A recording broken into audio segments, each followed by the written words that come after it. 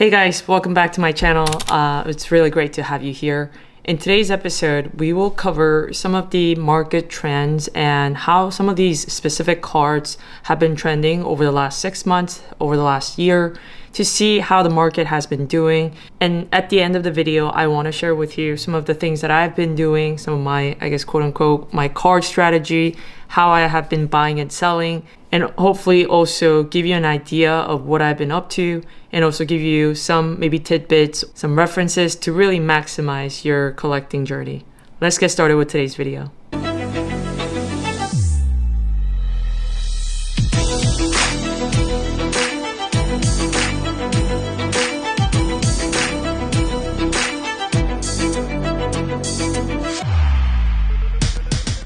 Okay, so like I mentioned, I think it's best if we go through each of these cards together. Some of these cards are, actual cards that I follow, really closely.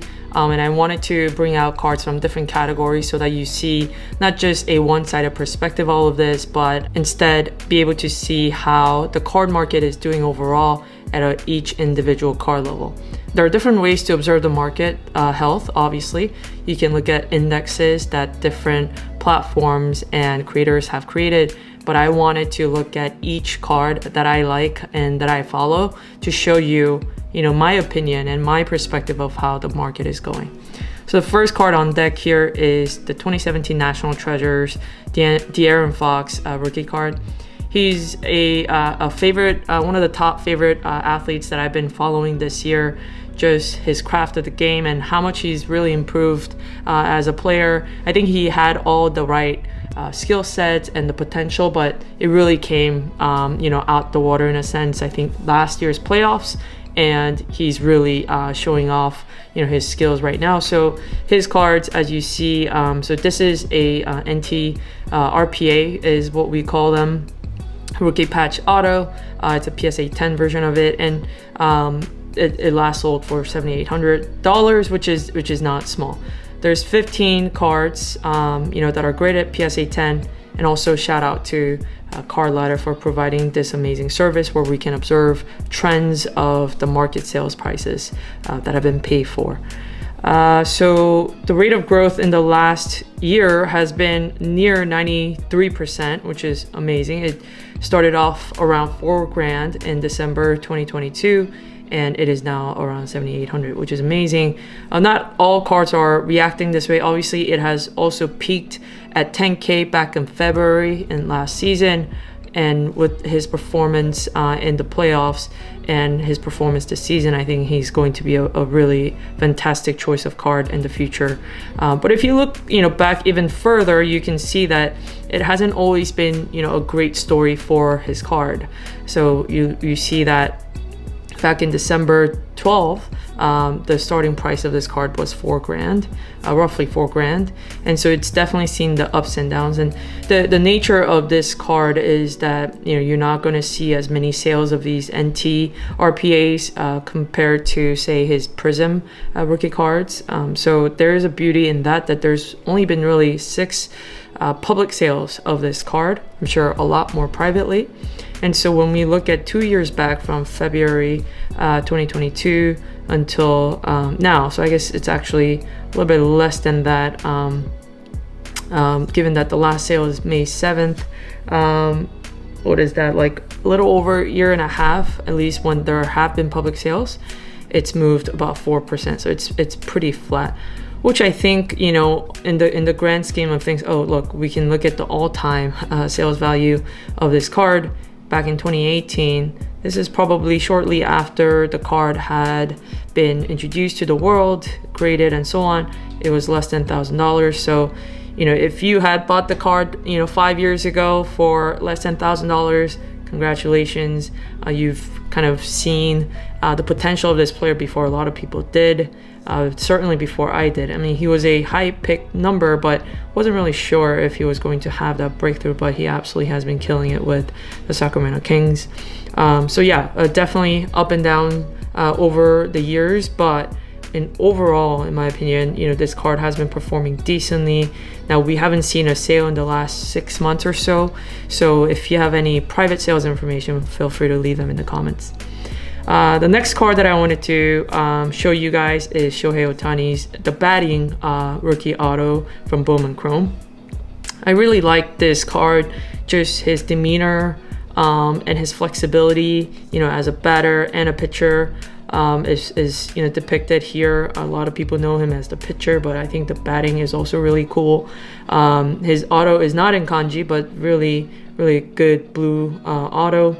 PSA 10, there are 62 of them, so not little.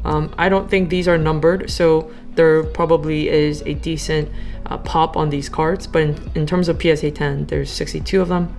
And the last sale of this card was $13,000, which is fantastic given, this was September 20th. I believe this is after his injury. I think the card, when I look at some of the other cards that I've been following, so for example, the Bowman Chrome Blue Refractor Auto PSA 9, the prices have been pretty steady for him, even in the last few months, so that he hasn't been playing. So I think that's fantastic news. I think Shohei, we all know what an amazing and fantastic player he is, and really a generational talent. I think there's no doubt about that. When you go to Japan, he truly is the face of the country, a very proud moment for all the citizens and for the Angel team, I suppose, as well, and maybe the future Dodgers as well. I don't know what's going to happen to him in terms of teams, but anyways, so this price point and movement is reflecting sort of his grand momentum and kind of the gravity that people have towards his future as an MLB pro athlete. So when we go back 2 years for this particular card, and I specifically remember this was when I was living in my other house, so that was, I think, maybe like beginning of 2022, maybe late 2021. It was during preseason, and my neighbor was collecting every single Otani card that he could. What a move for him. He's done some great moves in the past. But he was telling me about Otani's cards, and when I went and looked at it, for me, when a card has been climbing in price for the last 3 months, 6 months, especially during those times that we were in back then, it doesn't sit easy for me to go and purchase the card. I believe his Bowman Chrome, just regular, like base and refractors, were less than like $500 at the time. But I felt like those cards were sort of at its peak, and so I decided not to put my money there. But look where it has gone over the years. So fantastic result for a lot of the people. Obviously, with the last, like 6 to 7 months, it's really seen this bell curve that a lot of the cards here that we're going to look at are going to have, but I think over the years it has had a tremendous performance in terms of value. Fantastic. Last year, it's still up, still this concave bell graph, but nothing absolutely crushing. So am I still bullish on this card? I am. I'm hoping to pick one up hopefully before the end of the year. Don't really care for the grade, so even if it's a 9 or 8, I would love to have a card like this in the future. So that was baseball. Let's now look at soccer, and there are obviously different players we can look at for soccer, but I chose Alex Morgan because she's one of my favorite soccer player. So this card, I wish that I could look at some of her other cards, like the 18 Immaculate or the 19 Upper Deck patch autos, but because those I don't think are really popular, I wanted to select something with more volume of sales.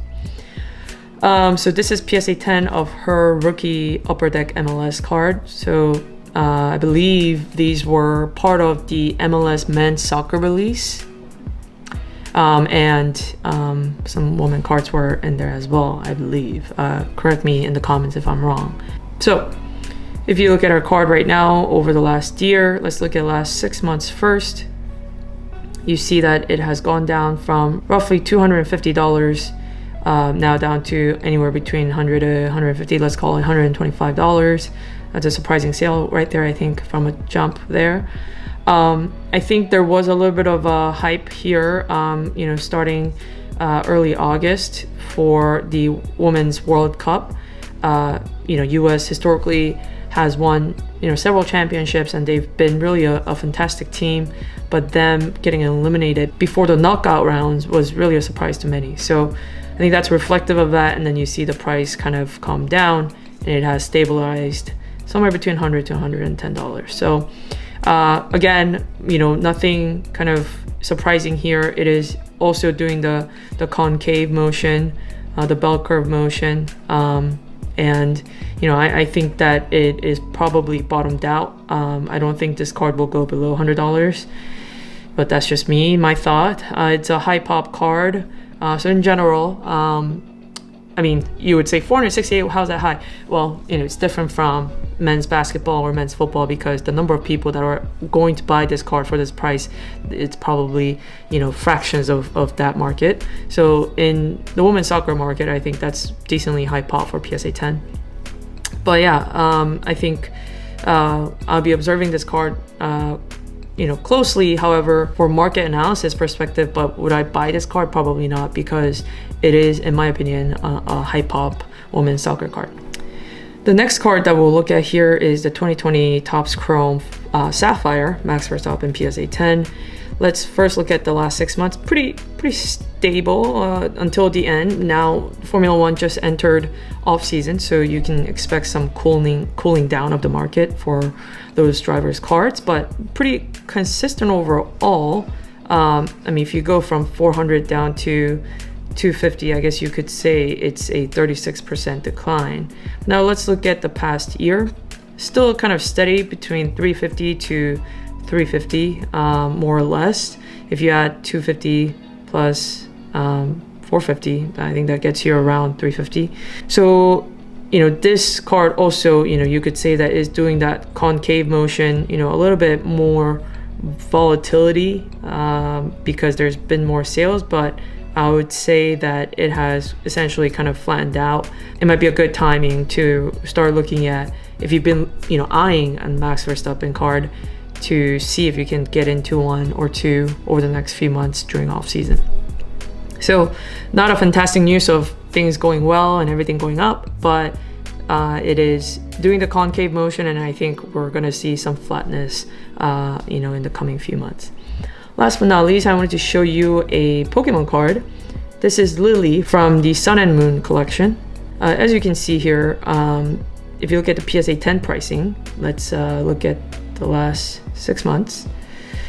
It has come down quite a bit, thankfully. These have been skyrocketing. So this is in Japanese yen, so 3.2 million yen down to about 1 million yen. So that's about like 9K, 8K USD. It's crazy how much this trainer Lillie card has been going for. But if you go even further back, you see that the price actually did not begin that high. For example, in January, it really started off around 900,000 yen, which is about 6 to 7K right now with the conversion. But it did this huge concave. Again, that's like, I think the theme of this video is this concavity of things. And then it has finalized its value around the same price that it was in early January, February of this year. So very kind of interesting time for these trainer cards. I think there was a huge drive up of demand. It has cooled off, and now hopefully it will stabilize somewhere in the 1 million to 800,000 yen, which I think still is really quite expensive in my opinion, but good for those who own it and who've picked it up at a price below that. All right, so we've looked at 5 different categories of cards in the last 6 months, 1 year time frame. And I think the common theme across these 5 cards were sort of this y equals negative x squared motion, kind of like this. You could call it a bell curve as well. I think it's an interesting time to be in right now. The market is not continuing to only go up. I think that's kind of discouraging for some of us who, if it was only going up, then, you feel like you missed a boat, or you feel like you can't buy certain cards that you really enjoy and you really want to own. And so this time, for me personally, is a time where I am going after cards that I really have been wanting for some time, but that I could not get before, but maybe at a much more affordable rate I can get those right now. So for example, if I achieve the goal of getting a card that I've been wanting to, then what I'm doing is selling off some cards that may not be as special in the collection, or that I need to just rotate realistically to be able to retain that new card in my collection. And so I'm doing some rotations. I'm doing some trimming as well. Like for example, if I have cards that I didn't even know that I had those, I think that's pretty telling of how much kind of personal attachment that I have for that card. So I would consider moving it in order to get certain cards of a player or of a team that I had been wanting for a while. And so that's kind of the strategy. And I'm still purchasing cards, nothing too aggressively, but something in, the category, the value category that I'm comfortable with. I just buy it, because like, for example, like the Detective Pikachu have been so cute. So I've been buying those unopened ones as well as PSA 10s. And also I recently just bought some of the Pikachu Van Gogh. I know there's a lot of them out there, but I still feel like it's such an artwork to have Pikachu, depicted in the famous Van Gogh printing, and have that in a card to retain for my own personal joy. And I think that's what it comes down to. If your day-to-day card collecting journey is not joyful and you're essentially more stressed out about it, I encourage you to take some days off and really silence all your notifications, whether that's eBay, PWCC, Golden, PSA, Instagram, whatever platform you use to interact with others and also do buying and selling. I highly encourage you to remove yourself from that environment for a few days and reflect on what it is that makes you happy and what truly brings you that joy that can't be compared with anything else, and really reconsider how you utilize your time, your resources, and of course your efforts as well. In light of Charles Munger, who is a fantastic investor, all-time great in my opinion, who recently passed away, like in his words, lifelong learning is paramount to long-term success, meaning that we cannot limit ourselves to what we know today and try to and expect to achieve something greater, but that you are continuing in your own pace, in your own capacity, trying to better yourself, educate yourself, learn new things, or go deeper in a category that you already know, in order to achieve sort of long-term satisfaction and know that you've lived a good life at the end of the journey. But yeah, I think it's really healthy for everyone to really take a step back and understand why you're doing what you're doing. Don't let anyone else tell you, why you should collect or how you should collect, but do it in a way that is authentic for you and that you're comfortable with, and also that is bringing you joy. And I think that's really, really important. We live in a society where we are pushed against the wall constantly, and it feels like it's a competition wherever we go. But really, isolate yourself, for a few days, maybe even weeks sometimes. Go for a travel, or just, again, muting all the notifications really helped me. Do that and really silence your thoughts and the busyness, and think about why you're doing what you're doing, and see, if this is the right direction that you're heading. Whether that's how you collect, why you collect, and who you collect with as well. So with that, thanks so much for tuning in. I am continuing to buy cards that I absolutely love and that are so cute, or of the players that I really respect, and I want to see more of them play, and I want to hold tangible things that remind me of their greatness. I'm continuing to buy those, and also sell some as I go along the way in order to buy those cards that I want. So yeah, that's it for today's video. Thanks so much for tuning in. I'll see you guys in the next one. Bye. That was awesome.